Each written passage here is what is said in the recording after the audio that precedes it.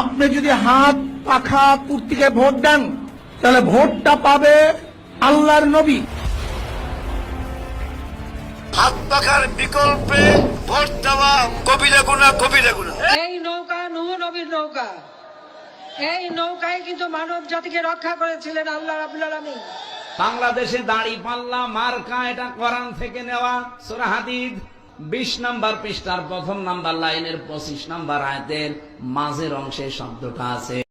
মানুষে কোরআন মাজিদের আয়াত খুলে দেখাচ্ছে যে এই যে ভোট দিতে হবে, ভোট আয়াত পড়ে বলছে এই দেখেন আল্লাহ ভোট দিতে বলছে।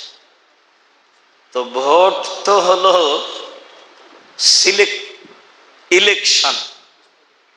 অতি মুচিও রাজা হতে পারে, জজ ব্যারিস্টার উচ্চ শিক্ষিত রাজা হতে পারে।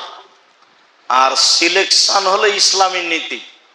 উমর রাদিয়াল্লাহু তাআলা আনহু বললেন যে আমি তো দুনিয়া থেকে চলে যাচ্ছি, এই সাহাবীরা শুনল যে 6 জন থাকলো, 6 জনের মধ্যে তোমরা নেতা নির্বাচন করিও, 6 জন মিলে।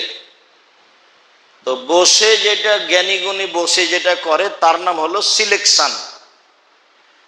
আর সবাই মিলে চ্যাংড়া ছুড়ল, হিন্দু মুসলমান বৌদ্ধ খ্রিস্টান সবাই মিলে যেটা করে সেটার নাম হলো ইলেকশন।